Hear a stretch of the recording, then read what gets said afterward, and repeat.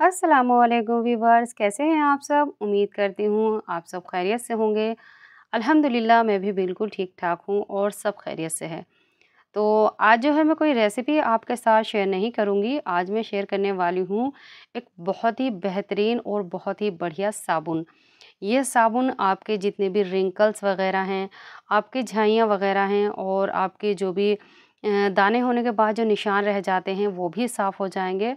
क्योंकि ये घर का जो बना हुआ साबुन है बहुत ज़्यादा फ़ायदेमंद होगा। हम इस साबुन में कोई भी केमिकल नहीं मिलाने वाले हैं और जड़ी बूटियों से ही नेचुरल तरीके से इसे बनाएँगे।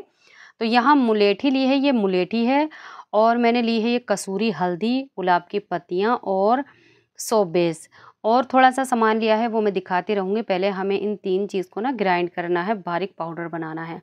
तो यहाँ मैंने ये लिया है ₹20 के गुलाब के पत्ते, ₹40 की मुलेठी और ₹40 की ये कसूरी हल्दी और ये सोप बेस मँगाया है मैंने ऑनलाइन क्योंकि मुझे नहीं मिला था कहीं। इसी से मैं ये साबुन बनाने वाली हूँ।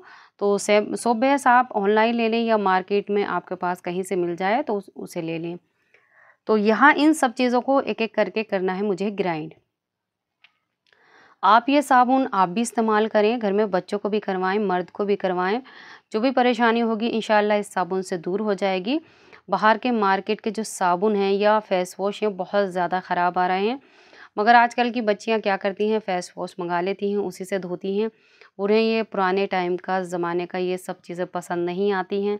मगर ये बहुत ज़्यादा फ़ायदे हमारी दादी-नानी इस तरीके से बनाकर ये नुस्ख़ों से साबुन बनाकर या पाउडर बनाकर इस्तेमाल करती थीं। तो उनका चेहरा कितना एकदम से खिला-खिला रहता था। झाइयाँ वग़ैरह भी ज़्यादा इतनी नहीं लगती थी। मगर आजकल देखिए छोटे-छोटे बच्चों के दाने निकल जाते हैं, मुहांसे निकल जाते हैं, चेहरे पे रह जाते हैं निशान। तो बच्चों के चेहरों पे इस तरीके से निशान अच्छे नहीं लगते हैं बच्चियों के। जिनकी शादियाँ हो जाती हैं वो भी बहुत ज़्यादा परेशान हो जाती हैं क्योंकि चेहरे ख़राब हो जाते हैं तो उन्हें भी फ़िक्र हो जाती है कि हमारा चेहरा कितना ख़राब हो गया है। तो इस तरीके से आप ये साबुन बना के देखें और मुझे लगाकर महीना भर बताएँ, इसका रिज़ल्ट वाक़ई में बहुत अच्छा है। मैं काफ़ी दिन से ये साबुन लगा रही हूँ तो अल्लाह के शुक्र से मुझे बहुत फ़ायदा इस साबुन से मिल रहा है और मेरी बच्चियाँ भी लगा रही हैं। तो बस यहाँ देखिए मैंने जो कसूरी हल्दी थी उसे भी पीस लिया है, मुलेठी को भी पीस लिया है। थोड़ा-सा इसे किसी भी हथौड़ी से या सिल्का बट्टा आता है ना, इन चीज़ों को जो मोटी-मोटी जैसे कसूरी हल्दी हो गई और मुलेठी हो गई, इन्हें पहले तोड़ लें, उसके बाद मिक्सर में पीसें। कसूरी हल्दी काफ़ी टाइट होती है, मिक्सर का जो कटर है ना, मिक्सर जार का कटर वो टूट भी सकता है। तो पहले किसी चीज़ में उसे तोड़ लें, क्रश कर लें, उसके बाद ही उसे पीसें। यहाँ देखिए मैंने मुलेठी को छान कर जो बची है ना मुलेठी, उसे मैं चाय में इस्तेमाल कर लूँगी। तो मुलेठी को फेंकना ज़रूरी नहीं है, चाय में भी बहुत फ़ायदेमंद होती है। या किसी के तरह का काढ़ा बना रहे हैं तो इसके आप जो निकाला है छान कर ना उसे इस्तेमाल कर सकते हैं। यहाँ मैं आधी ये जो ते पत्तियाँ हैं ना इन्हें भी पीस लूँगी। बस पीस के इनका पाउडर हम बना लेंगे। सभी चीज़ों का तीनों चीज़ों को देखिए पीस कर मैंने एक साथ मिला लिया है। छानना बहुत ज़रूरी है, अगर इसके पार्टिकल रह जाएँगे तो जब आप चेहरा धोएँगे तो उससे इसके आपके कट भी सकता है या निशान भी हो सकते हैं। तो इसलिए इसे छान ज़रूर लें। कपड़े से छान लें या किसी भी छलनी वगैरह से छान लें। तो यहाँ देखिए मैंने ये अभी तीनों चीज़ पीस ली हैं और हमें कुछ नहीं पीसना है। यहाँ मैं 2 चीज़ें डालना और भूल गई थी, वो मैंने पीस के रख रखी थी मगर यहाँ जब साबुन बनाने लगी तो मैं यहाँ डालना उसे भूल गई। एक तो मसूर की लाल वाली धुरी दाल और चावल इसमें ज़रूर ऐड करें। ये साबुन फिर ऐसा बन जाएगा कि आप इसे फिर कभी नहीं छोड़ेंगी, फिर आप इसे घर में ही बनाकर इस्तेमाल करा करेंगी। मैंने सभी चीज़ें पीस ली थी और ये जो सोप बेस है ना, इसे मैं पहले मोटे-मोटे टुकड़ों में कट कर लूँगी। और यहाँ मैंने एक ही बट्टी सोप बेस की इस्तेमाल करी है, जो दूसरी बट्टी है ना उसमें से मैंने हल्का-सा थोड़ा-सा लिया था। मैंने सोचा थोड़े ज़्यादा साबुन बन जाए मगर मुझे इतने ज़्यादा नहीं बनाने थे, जब मुझे मेरे साबुन ख़त्म हो जाएँगे उसके बाद मैं दोबारा बना लूँगी। तो यहाँ पानी गर्म करने के लिए रख दिया था, उसके ऊपर मैंने एक बर्तन रख दिया है, जैसे हम चॉकलेट मेल्ट करते हैं, इस सोप बेस को भी हम इसी तरीके से मेल्ट कर लेंगे। ये एकदम पानी की तरह हो जाएगा, जैसे नारियल तेल होता है ना वैसे हो जाएगा। देखिए कितने अच्छे से मेल्ट हो चुका है। फ्लेम को हम लो ही रखेंगे, लो फ्लेम पर नीचे पानी जब पकता रहेगा तो ये धीरे-धीरे मेल्ट भी होता रहेगा। जब ये अच्छे से गर्म हो जाएगा तो जल्दी से ठंडा होके ये जमेगा नहीं। फिर जब हम इसमें सारे इंग्रीडिएंट्स मिला देंगे ना तब हम जमाएँगे। तो इतने वो मेल्ट हो रहा है सोप बेस हमारा, तो यहाँ देखिए मैंने ले लिया है फ्रेश एलोवेरा। तो इसका हम पल्प ऐड करेंगे। आप चाहे तो वो साइड के जो कांटे होते हैं ना वो हटाकर इसे पूरा काट के भी डाल सकते हैं, पत्ते समेत भी, मगर मैं सिर्फ यहाँ पल्प ले रही हूँ। इसे पीस लेंगे, पानी नहीं डालेंगे, ऐसे ही पीसना है। तो एलोवेरा पीस लिया था और ये देखिए अच्छे से मेल्ट हो चुका है। नीचे जो बर्तन में पानी गर्म है और पानी के ऊपर से ये बाउल को हमें हटाना नहीं, हम ऐसे ही रखेंगे। अब जो हमने पाउडर वगैरह बनाए हैं वो भी डालेंगे इसके अंदर। तो यहाँ मैंने डाली है 2 चम्मच इसमें मुल्तानी मिट्टी। मेरे पास पिसी हुई पाउडर रखा था तो इसलिए मैंने पीस कर नहीं दिखाया आपको, डायरेक्ट ऐसे ही दिखा दिया है। तो ये डालेंगे पाउडर इसके अंदर और इसमें हम डालेंगे ये चंदन पाउडर। मेरे पास ये पैक वाला चंदन पाउडर मिला है। अगर आपके पास ओरिजिनल चंदन मिल जाए तो आप इसमें 2 चम्मच ओरिजिनल चंदन पाउडर ही ऐड करें। बस इसे डालने के बाद फिर से अच्छे से मिक्स कर लेंगे और इसमें डालेंगे 2 से 3 चम्मच हम सोप बेस के अंदर इसे। सबसे पहले डाल रही हूँ मैं इसके अंदर ग्लिसरीन, 1 चम्मच के करीब, ज़्यादा नहीं थी, ये 1 चम्मच के करीब थी तो मैंने इसमें पूरी ऐड कर दी। इसमें हम डालेंगे 1 चम्मच गुलाब जल। गुलाब जल आप अपनी पसंद का कोई भी ले सकती हैं। 3 डालेंगे इसमें विटामिन ई के कैप्सूल, बहुत ज़्यादा ज़रूरी है क्योंकि विटामिन ई के कैप्सूल हमारी झाइयाँ और जो रिंकल है ना उन्हें दूर करता है।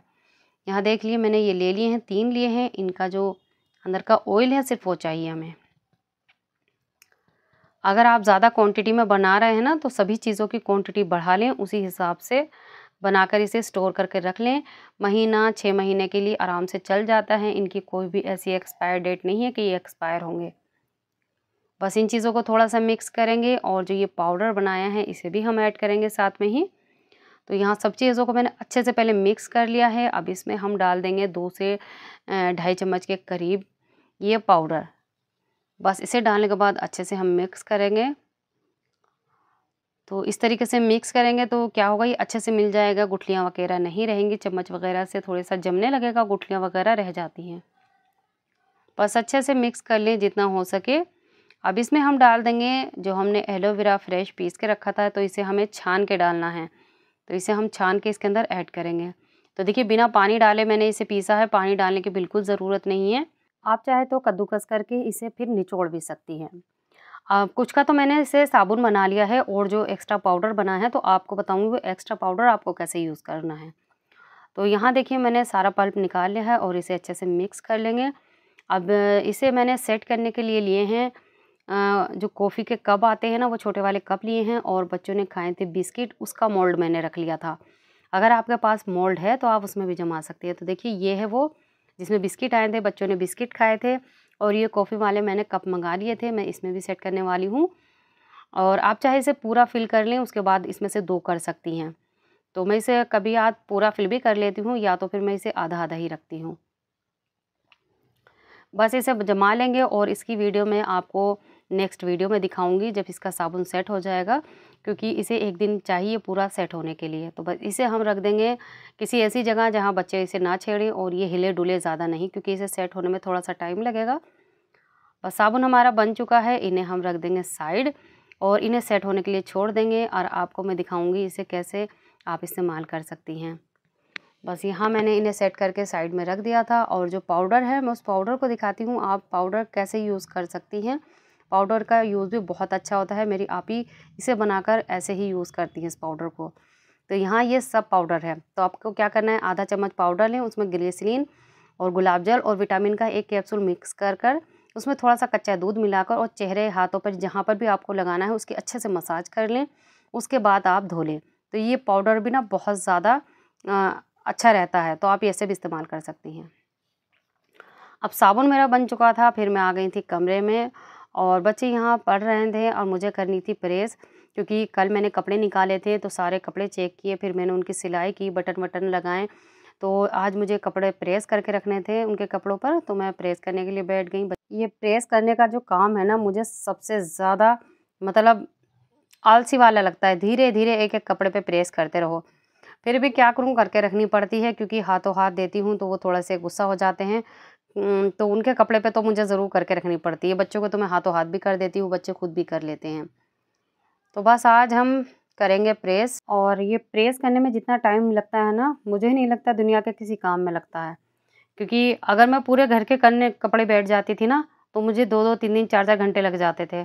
तो तब से मैंने बंद कर दिया है क्योंकि कमर में मेरी दर्द रहने लगा है, तो उस वजह से मैं ज़्यादा टाइम तक नहीं बैठ पाती। अब मैं क्या करती हूँ, हफ़्ते में 1 बार सिर्फ़ इनके कपड़े करके रख देती हूँ और बच्चों की ड्रेस वग़ैरह कर देती हूँ, जब बच्चे स्कूल जाने वाले होते हैं। और जो घर के कपड़े हमारे नॉर्मल हैं ना, उन्हें क्या करती हूँ, बच्चों को जब ज़रूरत होती है या तो मैं ही प्रेस कर देती हूँ या मेरी बेटियाँ खुद कर लेती हैं। तो बस यहाँ मैं इनके करके रखना बहुत ज़रूरी होता है क्योंकि ये किसी दिन भी माँगने लगते हैं। हफ़्ते में वैसे तो 2 बार या 3 बार ही बदलते हैं, मगर इनके मूड के ऊपर पे जब अगर प्रेस करे हुए ना मिले तो काफ़ी गुस्सा हो जाते हैं। तो इसलिए मैं इनके कपड़ों पे ज़रूर करके रख देती हूँ प्रेस टाइम निकाल कर। और ख़ास तौर पे शाम के टाइम ही मिलता है मुझे टाइम, तो मैं शाम के टाइम ही ज़्यादा रखती हूँ। तो अभी मगरिब की नमाज़ वग़ैरह पढ़कर, इशा की नमाज़ पढ़कर उसके बाद मैं खाना वग़ैरह खाकर बैठी हूँ, इनके कपड़ों पे प्रेस करने, फिर उसके बाद हम लेट जाएँगे क्योंकि तकरीबन बज गए हैं 10:30। तो बस प्रेस करी थी आज मैंने और छोटी-सी बस साबुन की वीडियो बनाई थी, ज़्यादा कुछ नहीं बनाया। तो मेरे व्लॉग आपको कैसे लग रहे हैं कमेंट करके बताया करें क्योंकि मुझे इससे और ज़्यादा मोटिवेशन मिलता है आप लोगों के कमेंट पढ़कर। मेरी वीडियो अगर आपको पसंद आ रही हैं तो लाइक, शेयर, कमेंट ज़रूर कर दिया करें और अपनों के पास ज़रूर शेयर किया करें। मेरे चैनल पर नए हैं तो चैनल को भी सब्सक्राइब कर लें, बेल बटन को ज़रूर दबा लें। तो बस आज हम यहीं प्रेस करेंगे और प्रेस करके इन्हें रख देंगे, फिर आराम करेंगे क्योंकि बहुत ज़्यादा मैं थक गई थी। आज मेरे ससुर की बरसी थी, तो सुबह उठ के बच्चों को स्कूल वगैरह भेजकर ना मुझे कुरान ख़वानी करवानी थी, मगर पता लगा मदरसे के बच्चे नहीं हैं, तो कुरान ख़वानी मैंने कैंसिल कर दी थी। फिर मैंने मोहल्ले की औरतों को बुलाकर ना यासीन शरीफ पढ़वा ली थी और जो भी औरतें आई थी नाश्ता वगैरह करवा दिया था और शाम को ये देग लाने वाले थे बाँटने के लिए, तो बस हमने देग मँगा ली थी और वो घर-घर हमने बँटवा दी थी। तो बस आज हमने यही किया था उनके नाम का और ज़्यादा कुछ नहीं कर पाए। अल्लाह उनकी मग़फ़िरत करे और उन्हें जन्नत-ए-फ़िरदौस में जगह दे।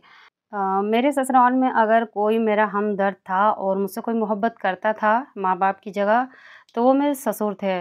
बहुत ज़्यादा मोहब्बत करते थे। अगर मेरी घर में किसी से लड़ाई हो रही है और मैं नाराज़ हो गई हूँ, तो मुझे काफ़ी अच्छे से मना भी लेते थे। अगर इनके साथ भी मेरी कोई कहा-सुनी हो गई, तो अगर मैंने खाना नहीं खाया, बहुत प्यार से आके मुझे खाना भी खिलाते थे।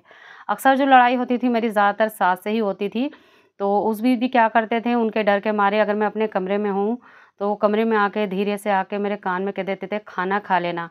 और जब मेरी बड़ी बेटी नहीं हुई थी ना, उस टाइम भी उन्होंने मेरे इतना ख़्याल रखा था जैसे एक सगा बाप ख़्याल रखता है। जो ख़्याल औरों को रखना चाहिए उन्होंने ही नहीं रखा था, मगर मेरे ससुर ने बहुत ख़्याल रखा था। खाने-पीने का इतना ख़्याल रखते थे या मेरे आराम का भी। अगर वो आ जाते थे बाहर से काम पे, अगर मैं बैठी मिल जाती तो धीरे से आके कह देते थे, "कुछ देर लेट भी जाया कर, क्यों पूरे दिन बैठी रहती है और खाना देर से खाऊँ तो खाना तू जल्दी खा लिया कर, तू हम लोगों का इंतज़ार मत करा कर।" तो अब ज़ाहिर-सी बात है वो दुनिया में नहीं है, तो उनके लिए दुआएँ करना, उनके लिए ज़्यादा से ज़्यादा देना उनके नाम का हम लोगों का फ़र्ज़ बनता है, औलाद का भी, बहुओं का भी और यहाँ तक कि उनके पोता-पोतियों का भी। तो मेरी बेटियाँ तो हर रमज़ान में पहला कुरान अपने दादा को ही बख़्शती हैं दोनों ही और मैं भी एक कुरान शरीफ उनके नाम का ज़रूर बख़्शती हूँ। बस आज का व्लॉग यहीं तलक था। मेरा व्लॉग देखने के लिए बहुत-बहुत शुक्रिया।